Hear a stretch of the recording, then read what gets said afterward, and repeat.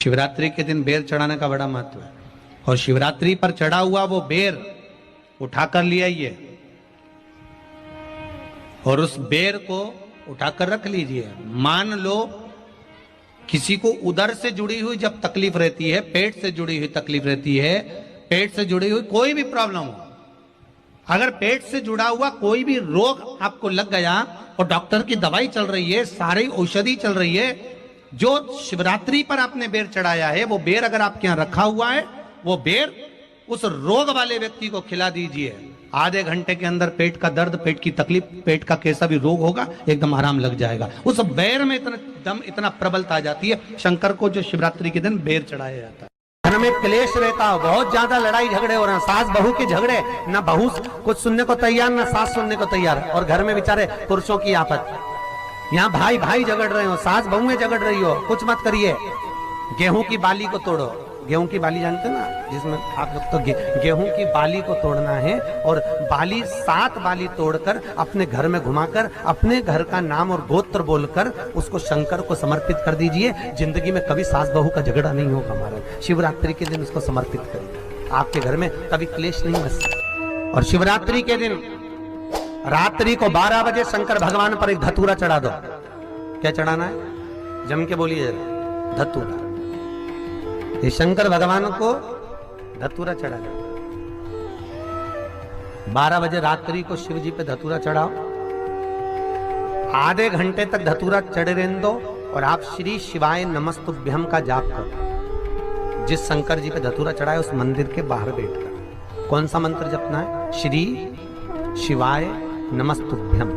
फिर से बोलो, श्री शिवाय नमस्तुभ्यम। धतूरा चढ़ाकर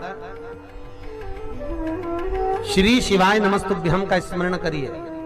और जो दुकान नहीं चलती हो, घर में लक्ष्मी नहीं टिकती हो, खेत में फसल अच्छी नहीं आती हो, संपदा नहीं आ रही हो, बस उस धतूरे को लाल वस्त्र में बांधकर अपनी दुकान में, अपने व्यापार में, अपने घर में रात को 12:30 बजे उठाकर लाओ और 4 बजे के पहले उसको अपनी दुकान, व्यापार, व्यवसाय में उसको बांध दीजिए। और अगर जो जमीन फसल सही नहीं दे रही हो वो जमीन में ले जाकर गाड़ दीजिए।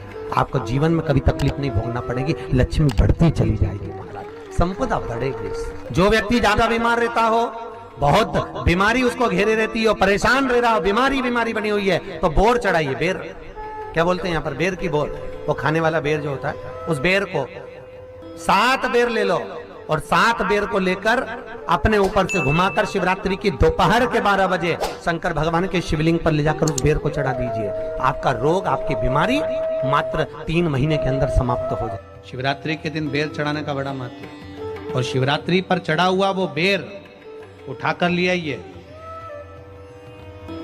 और उस बेर को उठाकर रख लीजिए। मान लो किसी को उदर से जुड़ी हुई जब तकलीफ रहती है, पेट से जुड़ी हुई तकलीफ रहती है, पेट से जुड़ी हुई कोई भी प्रॉब्लम हो, अगर पेट से जुड़ा हुआ कोई भी रोग आपको लग गया और डॉक्टर की दवाई चल रही है, सारी औषधि चल रही है, जो शिवरात्रि पर आपने बेर चढ़ाया है वो बेर अगर आपके यहाँ रखा हुआ है, वो बेर उस रोग वाले व्यक्ति को खिला दीजिए। आधे घंटे के अंदर पेट का दर्द, पेट की तकलीफ, पेट का कैसा भी रोग होगा एकदम आराम लग जाएगा। उस बेर में इतना प्रबलता आ जाती है शंकर को जो शिवरात्रि के दिन बेर चढ़ाया जाता है। वो केवल शिवरात्रि के दिन करने का होता है। कहते हैं जिसका व्यापार ना चले, व्यवसाय ना चल रहा हो, बहुत ज्यादा कष्ट में जीवन निकल रहा हो और बहुत ही ज्यादा तकलीफ हो रही हो, तो धतूरे को हल्दी में डुबोकर शंकर भगवान को शिवरात्रि के दिन रात को 12 बजे समर्पित करें। उस धतूरे को वापस उठा लाएं 5-10 मिनट के बाद, श्री शिवाय नमस्तुभ्यम बोलकर लाल कपड़े में उसको बांधकर व्यापार वाली जगह में कहीं पर भी उसको बांध दिया जाए। व्यापार पीछे नहीं हटता, व्यापार अग्रण्य भाव में बढ़ता चले जाता है। महाराज उस धतूरे को केवल परंतु शिवरात्रि के दिन रात को 12 बजे ही किया जाए, हल्दी में डुबोना पड़ता है।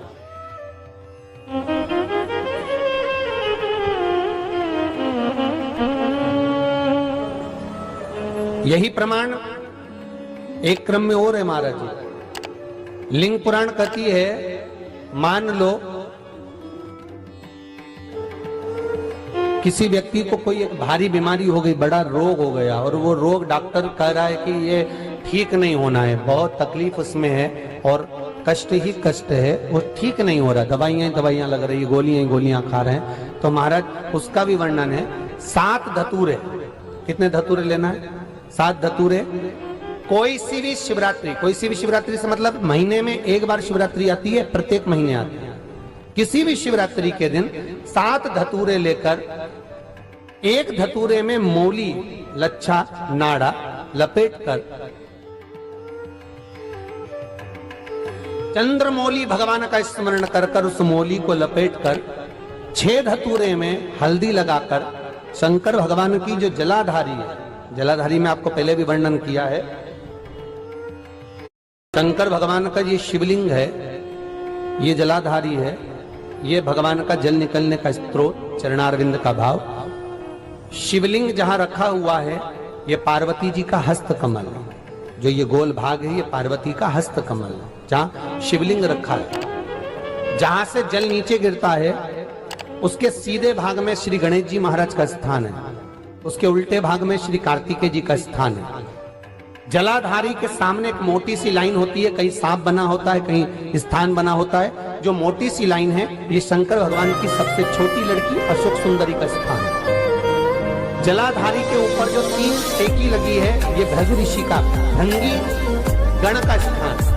इसके ऊपर जो कलश है, कलश में जो पानी भरा जाता है, वो पानी जो बूंद बूंद नीचे गिरता है, ये शंकर भगवान की 5 लड़कियों का स्थान है। जया, विषहरा, सामरीबारी, धोतली और देव, ये 5 लड़कियों का स्थान है। शंकर भगवान का संपूर्ण परिवार शिवलिंग के सामने से, जहां से जल चालू होता है गिरने के लिए, नीचे की ओर जब जल जाता है, उस स्थान पर भगवान शंकर के सारे गणों का स्थान है। फिर जब जल बहकर सामने की ओर जाता है, जितनी दूर तक जल जाता है, उतनी दूर तक भगवान शंकर के उस जल भाग को ग्रहण करने के लिए 33 कोटि देवताओं का स्थान है।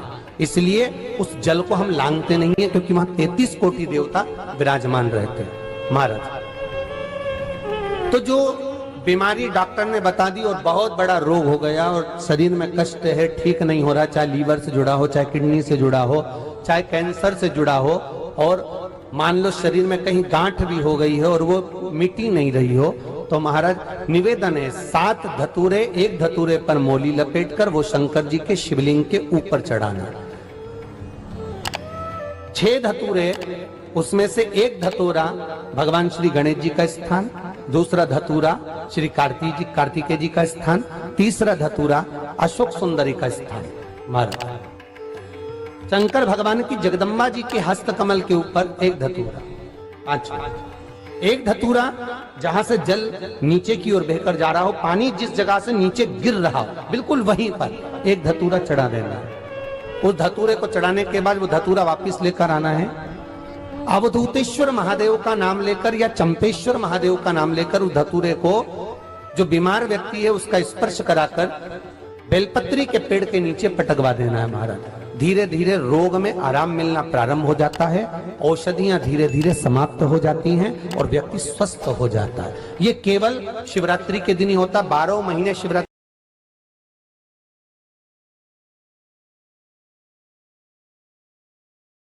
शिवाय नमस्तुभ्यं, श्री शिवाय नमस्तुभ्यं, श्री शिवाय नमस्तुभ्यं, श्री शिवाय नमस्तुभ्यं, श्री शिवाय नमस्तुभ्यं। जानकारी अच्छी लगी तो प्लीज़ चैनल को लाइक कीजिए, सब्सक्राइब कीजिए। Thanks for watching. Thank you. Her her Mahadev, her her Mahadev, her her Mahadev, her her Mahadev, her her Mahadev.